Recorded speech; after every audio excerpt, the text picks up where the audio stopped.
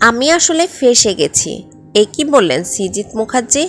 হ্যাঁ ভিউয়ার্স, ওপার বাংলার খ্যাতিমান চলচ্চিত্র পরিচালক সৃজিত মুখার্জি প্রায় প্রতি বছরই একাধিক ছবি নিয়ে দর্শকদের সামনে হন এই পরিচালক।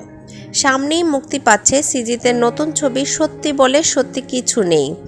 বলা যায় তার নির্মিত ছবিগুলো দুই বাংলাতেই ব্যাপক প্রশংসিত। অবশ্য বাংলাদেশের প্রেক্ষাপটে এই পরিচালক খানিকটা ভিন্ন আঙ্গিকে পরিচিত। ছবির পরিচালক হিসেবে তো বটেই, তিনি এদেশের জামাইও। বছর চারেক আগে অভিনেত্রী রাফিয়াত রশিদ মিথিলাকে নিয়ে সংসার পাতেন সৃজিত। যদিও শোনা যাচ্ছে তাদের এই ভালোবাসার সংসারে নাকি দূরত্ব সৃষ্টি হয়েছে, কারণটাও স্পষ্ট।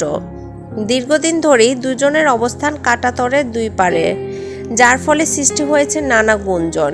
যদিও এসব গুঞ্জন কানে নেননি সৃজিত মিথিলা দুজনের কেউই। আবার সৃজিতকেও দেখা যায় প্রাক্তন প্রেমিকাকে নিয়ে সামাজিক মাধ্যমে স্মৃতিচারণ করতে। এর পাশাপাশি তার কাজের ব্যস্ততা তো আছেই। সম্প্রতি ভারতীয় গণমাধ্যমের মুখোমুখি হয়ে সমসাময়িক কাজের পাশাপাশি নিজের ব্যক্তিগত জীবনেও কথা বলেন এই নির্মাতা।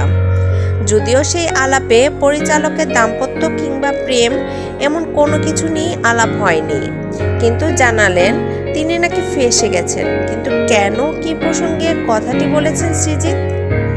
পরিচালক সৃজিত মুখার্জির ইচ্ছে ছিল ক্রীড়া সাংবাদিক হওয়ার, কিন্তু তিনি এখন পেশায় একজন পরিচালক। কথা প্রসঙ্গে সৃজিত জানালেন তিনি ক্রিকেটের বড় ভক্ত, এমনকি মিউজিকের চেয়েও ক্রিকেট তার বেশি পছন্দ। এরপর খাওয়া দাওয়া, তারপর নাকি চলচ্চিত্রের স্থান তার আগ্রহের জায়গায়। চলচ্চিত্রে অবস্থানের পরে হওয়ায় সৃজিত বলেন এটা সত্যি। বলেন আমি ফেঁসে গেছি আসলে। আমার এত বছর ধরে ছবি বানানোর কথা ছিল না। আমি ক্রিকেট জার্নালিস্ট হতে চেয়েছি সারা জীবন। বেঙ্গালুরুতে থাকাকালীন অ্যাক্টিভা স্কুটার চেপে যখন ইউএসপি এর অফিসের পাশে দিয়ে বাড়ি যেতাম, তখন থেকে স্বপ্ন দেখেছি। ধন্যবাদ। যদি আমার ভিডিওটি আপনাদের ভালো লেগে থাকে তাহলে অবশ্যই একটা লাইক, কমেন্ট এবং শেয়ার করে পাশে থাকবেন। আর হ্যাঁ, আমার চ্যানেলটি সাবস্ক্রাইব এবং বেল বাটনে চাপ দিতে অবশ্যই ভুলবেন না। ধন্যবাদ।